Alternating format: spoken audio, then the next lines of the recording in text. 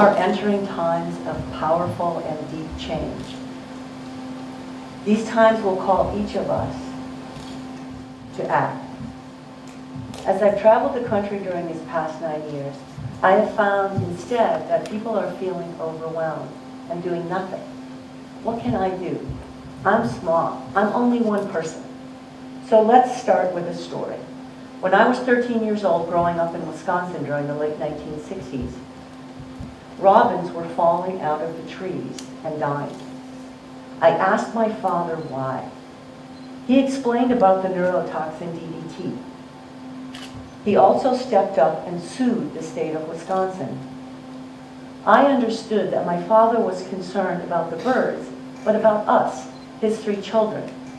I understood that when poison gets into the environment, it's bad for the people and the wild. My father sued the state of Wisconsin, and Wisconsin banned DDT in 1972. In 1973, the rest of the nation followed suit. Those were the years that I set off to find an ocean and a college because I wanted to become a marine biologist like my mentor, Rachel Carson. In 1985, I graduated from the University of Washington with a doctorate in marine toxicology, specializing in oil pollution. I decided I would take just one summer off to visit Alaska before I started a career. That summer turned into 25 years. I became a commercial fisherman living in Cordova, Alaska, on the eastern edge of Prince William Sound. On March 24th, 1989, I awoke to a knock on the door and the news that we've had the big one. I was among the first to fly out over the wreck of the Exxon Valdez. I was so shocked by that enormous amount of oil in our beautiful Prince William Sound. When we flew into Valdez to refuel, a thought popped into my head. I know enough to make a difference. Do I care enough? In that space, in that instant, I entered a heart space where my inner footsteps came to guide my work in the outer world. I realized that all my random choices had added up to put me in this place at this time with this knowledge that could make a difference. I decided to make a stand, that I would work towards transitioning America off fossil fuels in my lifetime. I thought this would be a science-based call because science is supposed to drive public policy. The lessons from the Exxon Valdez still drive my work to this day. 4 years after the oil spill, the Prince William Sound ecosystem collapsed. The fishermen blockaded Valdez Narrows, holding up tanker traffic, and demanded science to determine the cause of the collapse. 10 years later, scientists confirmed that oil was more toxic than we thought in the 1970s when we had passed our environmental laws, but no policies were changed to accommodate the new science. The herring fishery never recovered. It's been 24 years now, and the fishery is closed indefinitely until stocks recover. In June of 2008, the Supreme Court reduced our punitive damage award to 10 cents on the dollar. Groups of us gathered to distill our dissent onto banners. And as we painted, we discussed. 2 questions rose to the forefront. One was, how did corporations get this big? Where they can control our government and our policies and our legal system. How did this happen in America? I'm going to come back to that. The second question was simpler. Who's next? And now we know. Everyone. The problem is that oil and our fossil fuels can get into our environment. The fossil fuels extraction, transportation, burning, use, waste, spills, all leave a toxic legacy. After the BP disaster in the Gulf, I spent a year in the coastal communities working to help people understand what was wrong with their health. It turns out that now we know the toxic corrosive dispersants that were used to hide BP's oil actually caused more harm than good to the ecosystem and to people's health. Turns out that these dispersants, these toxic chemical dispersants, can travel and from the ocean up into the air, condense into clouds, travel ashore, come down as toxic rain that then pollutes the land and the water as it runs off back to the sea. or percolates down and contaminates groundwater and our aquifers. We are what we eat and breathe and drink. Even our children are picking up toxic chemicals in levels that can harm them before they are even born. Now, to understand how corporations came to rule over us, we have to go back to the beginning of our democracy to remember what this term actually means. The literal definition of democracy is people rule. The idea was to create a sovereign self-governance with three branches of government: a legislature that makes law, a judiciary that interprets law, and an executive branch that enforces law.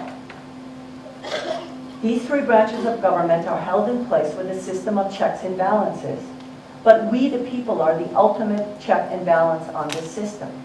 So if something goes wrong and one of the branches runs amok, the other two branches don't correct it, it's up to us to fix things. Our founding documents create duties and rights. Only human beings were entitled to rights because we were the only ones that were sovereign.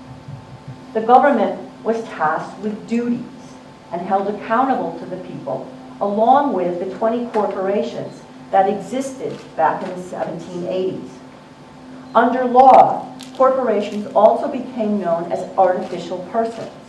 The problem is that our Constitution uses the word person 46 times, but it does not distinguish between artificial persons and things with belly buttons under the law. In 1803, the Supreme Court ruled that it was supreme, and Congress didn't contest it.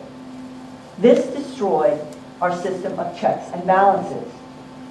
In 1819, the Supreme Court found corporations in the Constitution under the Contract Clause. This ruling limited people's ability to control what we had created, these corporations, as business models.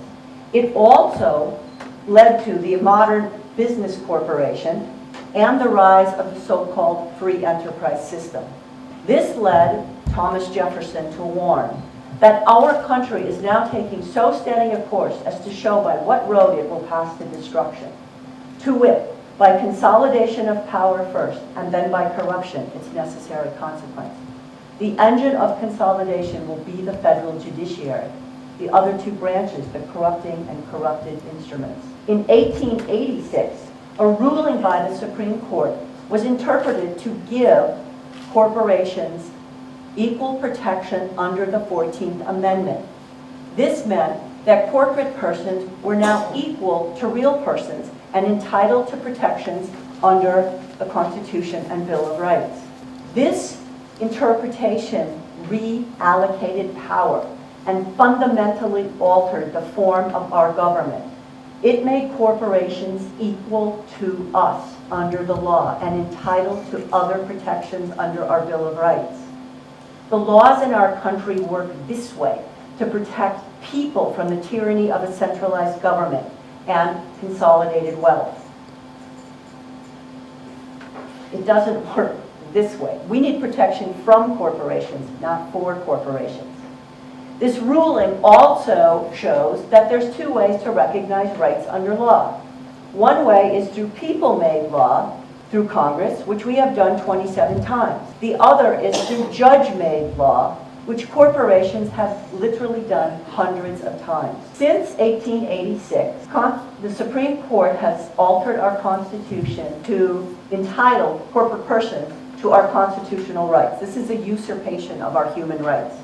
Some of the rights usurped by corporations include the Fifth Amendment right, protection against takings without just compensation, which corporations are exercising today as eminent domain against other persons with tar sands and fracking. It includes Fourth Amendment rights, protection against unreasonable search and seizures, which corporations are using to hide illegal activities from federal enforcement agencies. It includes First Amendment rights, where corporations can spend unlimited amounts of money as protected form of free speech and also legally engage in money laundering, otherwise known as super PACs. Rule by judicial fiat is not democracy. When democracy is for sale, it's not really democracy anymore. It's a plutocracy. This is ruled by the wealthy elite. Our democracy has been hijacked, and it's up to people to get it back. We have done this before when we have challenged monarchy and money. We can look to our Declaration of Independence for inspiration. When our court and government have combined with others to subject us to a jurisdiction foreign to our Constitution and unacknowledged by our laws, fundamentally altering our form of government. When our government allows plundering of our seas, ravaging of our lands, and destroying the lives of our people, when a long train of abuses and usurpations evinces a design to reduce the people under an absolute plutocracy, it is our right, it is our duty to throw off such government. Deep-seated fundamental change is by definition revolution. Let us apply ourselves to this task with dignity and determination, with humbleness and with nonviolence, as we work to replace the pillars that prop up the status quo. We must work to protect our water from privatization.